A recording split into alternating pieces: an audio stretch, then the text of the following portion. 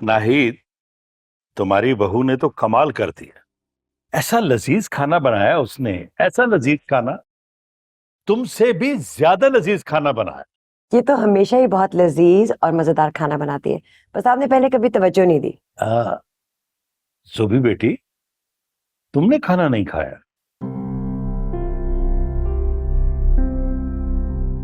मुझे टेबल पे कुछ ऐसा खाने के लायक नहीं लगा, इसीलिए मैंने ऑर्डर कर दिया था।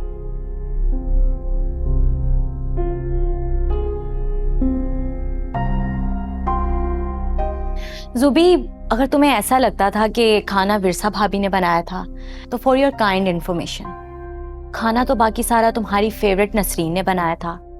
विरसा भाभी ने तो तुम्हारे लिए कुछ बनाया ही नहीं था, तुम इत्मीनान से खा सकती थी। एमन, खाने के बारे में इसका उसका नहीं करते। और जुबी, तुम्हारा जो दिल करे खा लो, अगर कुछ ऑर्डर करना तो पहले बाहर से कर लो। विरसा बेटा, तुमने मुझे बताया ही नहीं, तुम्हारे कजन आदिल की शादी कैसी रही? बाबा अल्हम्दुलिल्लाह अच्छे से हो गई। माशाल्लाह, अच्छी बात है। अल्लाह सब बच्चों के नसीब अच्छे करे। मगर विरसा तो सिर्फ मेहंदी में गई थी, शादी की तकरीब में तो गई ही नहीं। क्यों बेटा, शादी में शरीक क्यों नहीं हुई? वो बाबा, मेरी कुछ तबीयत खराब थी, बस इसलिए। हाँ, तबीयत खराब होने की वजह से नहीं गई थी, या फिर मेहंदी में वो जो तमाशा हुआ था उसकी वजह से नहीं गई? पूरी बात तो बताओ ना। तमाशा? कैसा तमाशा? क्या हुआ था वहां?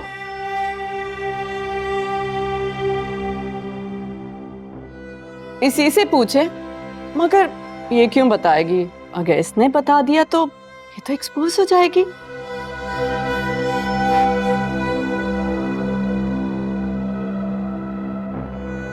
सूबी चुप कर जाओ।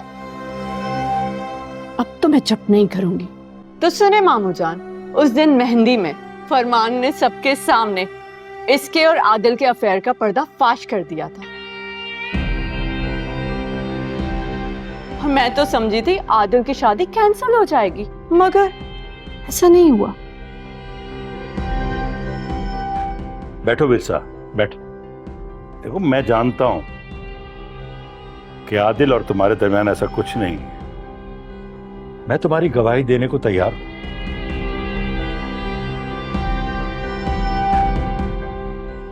मामू जान बिल्कुल ठीक कह रहे हैं। फरमान की तो आदत है बकवास करने की, और हम सबको पता है कि वो किस कदर घटिया इंसान है, किसी के लिए कुछ भी कह सकता है।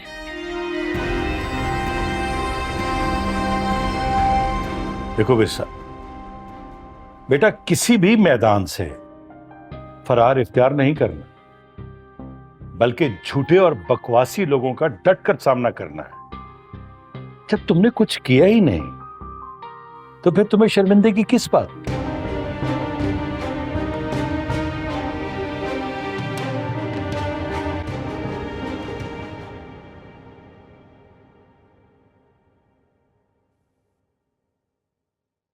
ओ मेरे खुदाया,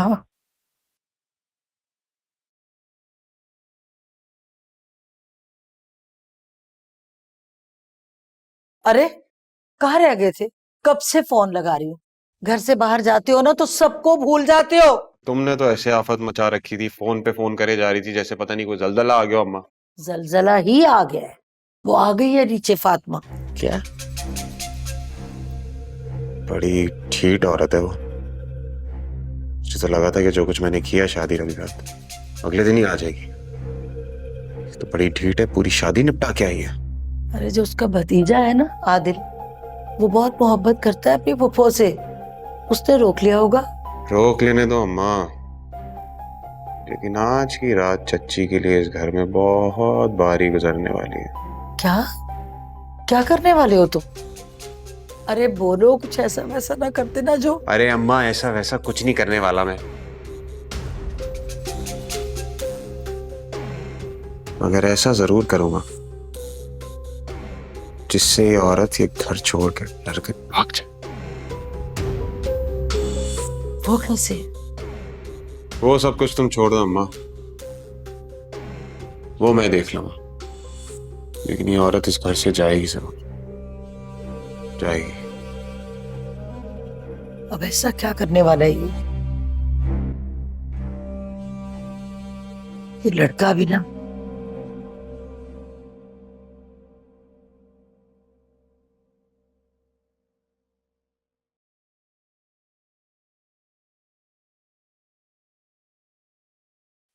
क्या हुआ वकार, नींद नहीं आ रही? नहीं, ऐसी बात नहीं है, तुम सो जा। सुनो, मैं समझ सकती हूँ, तुमने कई बार आदिल और विरसा को एक साथ देखा, बल्कि एक बार। सो जा ज़ुबी। क्या सो जाऊं वकार? तुम नहीं सो रहे तो मैं कैसे सो सकती हूँ? मुझे लगता है मामू जान की बातों ने तुम्हें उलझा दिया है। अरे उन्होंने तो विरसा का दिल रखने के लिए कहा था कि आदिल और विरसा को कोई अफेयर नहीं है, और तुम पता नहीं क्या सोचने लगे। कहीं तुम किसी गलतफहमी का शिकार तो नहीं हो गए? देखा, यही बात थी। वो विरसा जितनी शक्ल से मासूम लगती है ना, उतनी। मुझे लगता है बाबा ने जो कुछ भी कहा उसके पीछे कुछ तो है। उसके पीछे क्या हो सकता है वकार? तुम खामखा इस बारे में सोचकर खुद को हलकान कर रहे हो कि सारे किस्से सच हैं, और फिर फरमान ने भी तो इन किस्सों की सच्चाई पे मोहर लगाई है ना। मान कौन सा दूध का धुल है जो उसकी लगाई हुई मोहर मेरे लिए काबिल एतमाद होगी। और तुम भी तो बाबा के सामने उनके हाँ में हाँ मिला रही थी। हाँ, तो वो मेरे मामू भी हैं और ससुर भी। अब उनकी किसी बात को रद्द करना इखलाकी तौर पे अच्छा तो नहीं लगता ना, इसलिए हाँ में हाँ मिलाई। बाकी सच ये है। सो जा ज़ुबी, अल्लाह पाक मालिक है।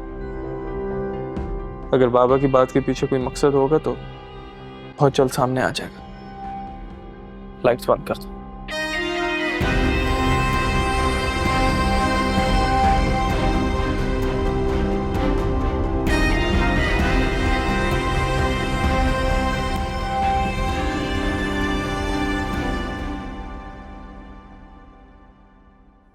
बाबा ने आपके बारे में जो कुछ कहा ना, कसम से मुझे इतनी खुशी हुई कि मैं आपको बता नहीं सकती।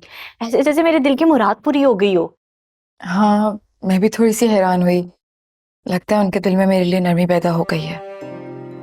हाँ, पापा बदल तो गए हैं। जिस तरह वो आपके हक में बोलने लगे हैं, उसे महसूस करके मुझे कुछ और ही लग रहा है। क्या मतलब? क्या लग रहा है तुम्हें? मुझे ऐसा लगता है कि जैसे बाबा अपने किसी रवैये, अपनी किसी गलती की वजह से बहुत बेचैन है, उसका अजाला करना चाहते हैं। अस्सलाम वालेकुम मम्मी, आप अभी भी इजाज मामू की तरफ ही है ना? वालेकुम अस्सलाम। नहीं बेटा, मैं तो घर आ गई थी। तुम बताओ, सब ठीक है ना? वकार ने तुमसे कुछ कहा? नहीं, मुझे तो कुछ नहीं कहा। बेटा, ये फरमान तो बहुत ही गिराप इंसान है। मुझे तो समझ में नहीं आ रहा कि तुम्हारे अब्बू ने कैसे उस पर भरोसा कर लिया और उसे हमारी निगरानी पे लगा दिया। सच पूछो तो मुझे इस फरमान से शदीद नफरत हो गई है। अम्मी, आप फिजूल की बातें सोच के खुद को परेशान मत करें। मुझे बस ये बताएं, आपसे तो किसी ने कुछ नहीं कहा ना?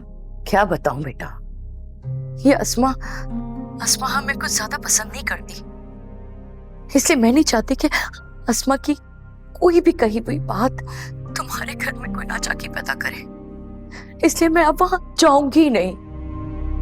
ठीक है बेटा, अल्लाह हाफिज।